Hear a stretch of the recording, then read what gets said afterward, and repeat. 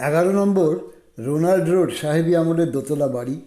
দরজার বেল টিপতেই একজন উর্দিপরা বেয়ারার আবির্ভাব হলো। সে কার্পেট ঢাকা কাঠের সিঁড়ি দিয়ে আমাদের দোতলায় নিয়ে গিয়ে বৈঠকখানায় বসালো। মিনিট দুয়েকের মধ্যেই মিস্টার সেনগুপ্ত প্রবেশ করলেন।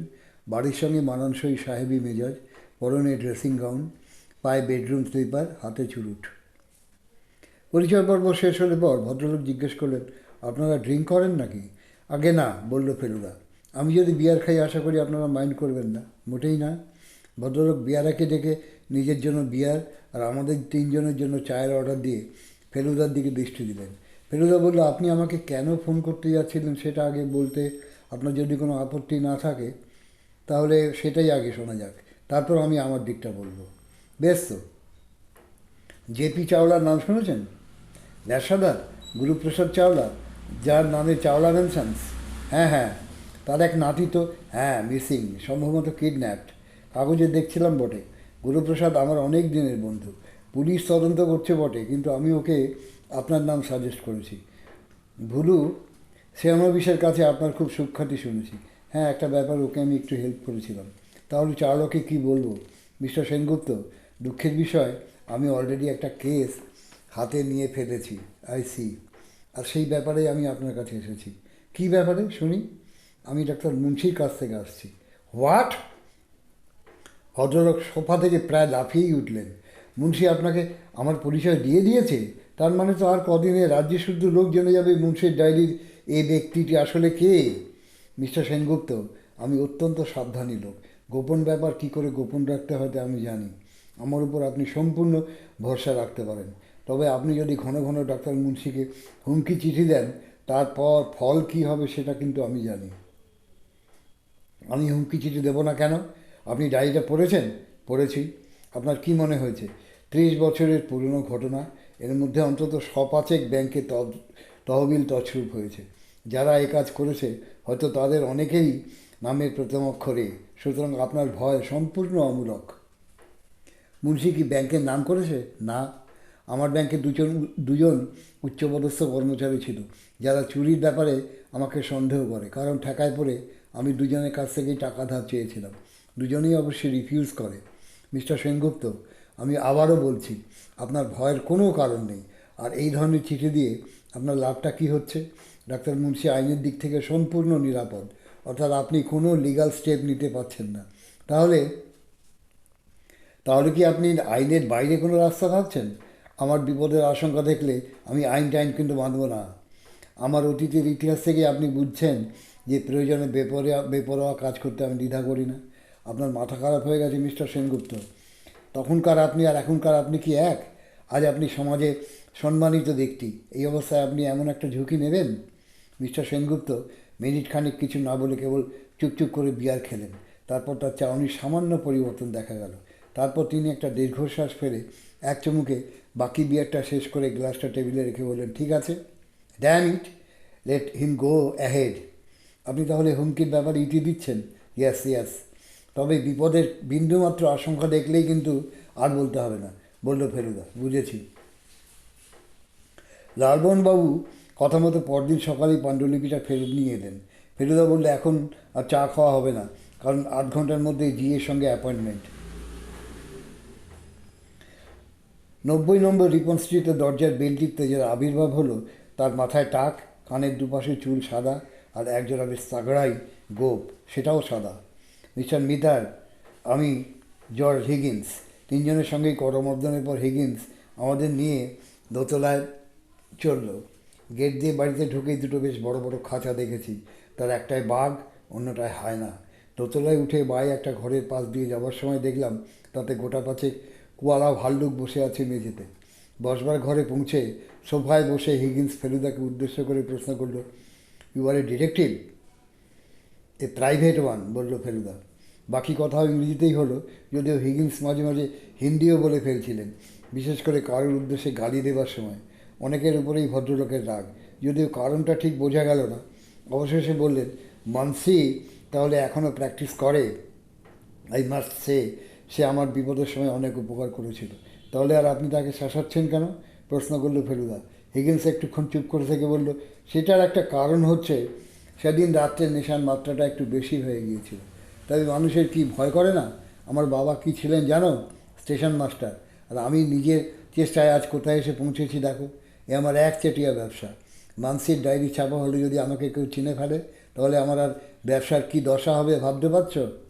ফেলুদাকে আবার বোঝাতে হলো যে হিগিন্স আইন বাঁচিয়ে কিছুই করতে পারবেন না, তাকে আবার বাঁকা রাস্তায় যেতে হবে। সেটাই কি তুমি চাইছো? বেশ জোরের সঙ্গে জিজ্ঞেস করলো ফেলুদা। তাতে কি তোমার প্রেস্টিজ আরও বিপন্ন হবে না? হিগিন্স কিছুক্ষণ চুপ করে বিড়বিড় করে বললেন, একবার কেন, শতবার খুন করতে পারতাম ওই পাজি সুইডিশটাকে। বাহাদুর আমার সাধের লেপার্ড, মাত্র 4 বছর বয়স, তাকে কিনা লোকটা মেরে ফেললো। আবার 10 সেকেন্ডের জন্য কথা বন্ধ। তারপর হঠাৎ সোফার হাতল চাপড়ে গলা তুলে হিগিন্স বললেন, ঠিক আছে, মানসিকে বলো আমি কোনো পরোয়া করি না। ও যা করছে করুক, বই বেরোলে লোকে আমাকে চিনে ফেললেও আই ডোন্ট কেয়ার। আমার ব্যবসা কেউ টলাতে পারবে না। Thank you mister Higgins, thank you. Arun সেনগুপ্তের খবরটা ফেলুদা আগেই ফোনে ডাক্তার মুন্সিকে জানিয়ে দিয়েছিল। হিগিন্সের খবরটা দিতে আমরা মুন্সির বাড়িতে গেলাম, কারণ পাণ্ডুলিপিটা ফেরত দেওয়ার একটা ব্যাপার ছিল। ভদ্রলোক ফেলুদাকে একটা বড় ধন্যবাদ দিয়ে বললেন, তাহলে তো আপনার কর্তব্য সারাই হয়ে গেল, এবার আপনার ছুটি। আপনি ঠিক বলছেন, আর সম্বন্ধে কিছু করবার নেই তো? নাথিং।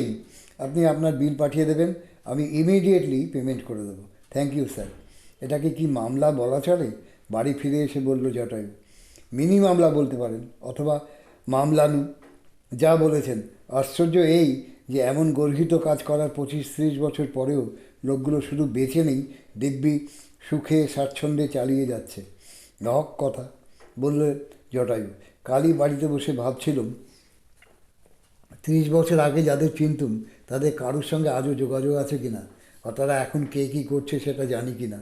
বিশ্বাস করুন, আজই আধ ঘন্টা ভেবে শুধু একটা নাম মনে পড়ল, অপরেশ চাটুর্যে, যার সঙ্গে একসঙ্গে বসে বায়োস্কোপ দেখেছি, ফুটবল খেলা দেখেছি, স্যাঙ্গুভেরিতে বসে চা খেয়েছি। সে এখন কি করে? Out of touch, completely out of touch. কবে কিভাবে যে ছাড়াছাড়িটা হলো সেটা অনেক ভেবেও মনে করতে পারলুম না। পরদিন সকালে লালবনবাবু এসে ফেলুদার দিকে চেয়ে বললেন, আপনাকে একটু ডাউন বলে মনে হচ্ছে, বেকারত্ব ভালো লাগছে না বুঝি? ফেলুদা মাথা নেড়ে বলল, নো স্যার, তা নয়। একটা ব্যাপারে কৌতূহল নিবৃত্তি হলো না বলেই অস্বস্তি লাগছে। কী ব্যাপার? আর ব্যক্তিটির আসল পরিচয়। ইনি একটা হুমকি টুমকি দিলে মন্দ হতো না। রটন, রাবিশ, রিডিকিউলাস, বললেন জটায়ু।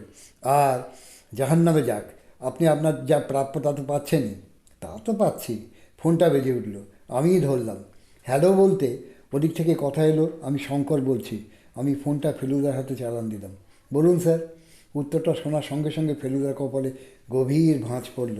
3-4টে হুঁ হুঁ বলেই ফেলুদা ফোনটা রেখে দিয়ে বলল, সাংঘাতিক খবর, ডাক্তার মুন্সি খুন হয়েছেন, সেই সঙ্গে ডায়েরিও উধাও। বলেন কি? চায়ের কাপটা নামিয়ে রেখে বললেন জটায়ু। ভেবেছিলাম শেষ, আসলে তবে এটাই শুরু। আমরা আর এক মুহূর্ত অপেক্ষা না করে লালমোহনবাবুর গাড়িতেই বেরিয়ে পড়লাম। সুইনহো স্ট্রিটে পৌঁছে দেখি পুলিশ আগেই হাজির। ইন্সপেক্টর সোম, ফেলুদার চেনা, বললেন, মাঝরাত্রিরে খুনটা হয়েছে, মাথার পিছন দিকে ভারী কিছু দিয়ে মেরেছে। কে প্রথম জানলো? ওর বেয়ারা। ভদ্রলোক ভোর 6টায় চা খেতেন, সেই সময় বেয়ারা ব্যাপারটা জানতে পারে। ডাক্তার মুন্সির ছেলে বাড়ি ছিলেন না, পুলিশে খবর দেন ডাক্তার মুন্সির সেক্রেটারি। আপনাদের জেরা হয়ে গেছে? তা হয়ে গেছে, তবে আপনি নিজের মতো করুন না। আপনি যে আমাদের কাছে ব্যাঘাত করবেন না সেটা আমি পূর্ব অভিজ্ঞতা থেকেই জানি। আর 4টি তো মাত্র প্রাণী, ভদ্রলোকের ছেলে, সেক্রেটারি, শ্যালক আর পেশেন্ট। অবশ্যই মিসেস মুন্সিও আছেন, তাকে কিছু জিজ্ঞেস করিনি এখনও। আমরা 3জন শঙ্করবাবুর সঙ্গে দোতলায় রওনা দিলাম। সিঁড়ি দিয়ে ওঠার সময় ভদ্রলোক একটা দীর্ঘ নিঃশ্বাস ফেলে বললেন, অনেক কিছুই আশঙ্কা করছিলাম, কিন্তু এটা করিনি। বাবার ঘরে পৌঁছে ফেলুদা বলল, আপনি যখন রয়েছেন তখন আপনাকে দিয়ে শুরু করি। বেশ তো, কী জানতে চান বলুন। আমরা সকালে বসলাম। চারিদিকে জন্তু জানোয়ারের ছাল, মাথা ইত্যাদি দেখে মনে হচ্ছিল এত বড় শিকারি, আর এইভাবেই তার মৃত্যু হলো। ফেলুদা জেরা আরম্ভ করে দিল। আপনার ঘর কি দোতলায়? হ্যাঁ, আমারটা উত্তর প্রান্তে, বাবারটা দক্ষিণ প্রান্তে। আপনি আজ সকালে বেরিয়েছিলেন? হ্যাঁ। কোথায়? আমাদের ডাক্তারের ফোন খারাপ, উনি রোজ ভোরে লেকের ধারে হাঁটেন, তাই ওকে ধরতে গিয়েছিলাম। কদিন থেকেই মাথাটা এরকম ভার ভার লাগছে, মনে হচ্ছিল প্রেশারটা বেড়েছে। প্রেশার কি আপনার বাবা দেখে দেখে দিতে পারতেন না? এটা বাবার আরেকটি পিকিউলিয়ারিটির উদাহরণ। উনি বলেই দিয়েছিলেন আমাদের বাড়ির সাধারণ ব্যারামের চিকিৎসা উনি করবেন না, সেটা করেন ডাক্তার প্রণব কর। সি একটা কথা আপনাকে বলি শঙ্করবাবু, আপনি যে বলেছিলেন ডাক্তার মুন্সি আপনার সম্বন্ধে উদাসীন, ডায়েরি পড়ে কিন্তু সেরকম কিছুই মনে হলো না। ডায়েরিতে অনেকবার আপনার উল্লেখ আছে।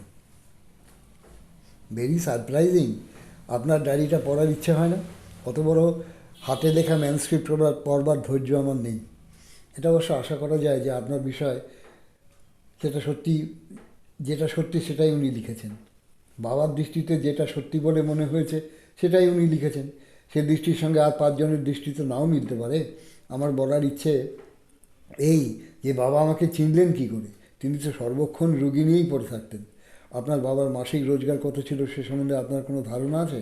সঠিক নেই, তবে উনি যেভাবে খরচ করতেন তাতে মনে হয় 30-35 হাজার হওয়া কিছুই আশ্চর্য নয়। উনি যে উইল করে গিয়েছিলেন সেটা আপনি জানেন না? গত বছর 1 ডিসেম্বর ওর সঞ্চয়ের একটা অংশ ব্যবহার হবে মনোবিজ্ঞানের উন্নতিকল্পে। সি আর আপনার প্রতি উদাসীন হওয়া সত্ত্বেও আপনিও কিন্তু বাদ পড়েননি। শঙ্করবাবু আবার বললেন, সি এই খুনের ব্যাপারে আপনি কোনো আলোকপাত করতে পারেন? একেবারেই না, এটা সম্পূর্ণ অপ্রত্যাশিত। আর ডায়েরিটা যে লোপাট হলো সেটা ওই তিনজনের একজন লোক লাগিয়ে করতে পারে। বাবার পেশেন্ট হিসেবে এরা এ বাড়িতে এসেছে। বাবা যে ঘরে রুগী দেখেন তার পাশেই তো আপিস ঘর, সেখানেই থাকতো বাবার দেখাটা। আপনাদের সদর দরজা রাত্রে বন্ধ থাকে নিশ্চয়ই? হ্যাঁ, তবে বাড়ির দক্ষিণ পশ্চিম কোণে জমাদার ওঠার জন্য একটা ঘোরানো সিঁড়ি আছে। ঠিক আছে, থ্যাংক ইউ। আপনি এবার যদি সুখময় বাবুকে একটু পাঠিয়ে দিতে পারেন। মিনিট খানেকের মধ্যে সেক্রেটারি সুখময় চক্রবর্তী এসে হাজির হলেন। ভদ্রলোক আমাদের থেকে একটু দূরে একটা চেয়ারে বসলে ফেলুদা জেরা আরম্ভ করলো। আমি প্রথমেই জানতে চাই, পাণ্ডুলিপিটি যে চুরি হলো সেটা কি বাইরে পড়ে থাকতো? না, দেরাজে থাকতো। তবে দেরাজে কোনো চাবি থাকতো না। তার কারণ আমি বা ডাক্তার মুন্সি কেউই ভাবতে পারিনি যে এটা এইভাবে চুরি হতে পারে। এটা যে আর দেরাজে নেই সেটা কখন কিভাবে জানলেন?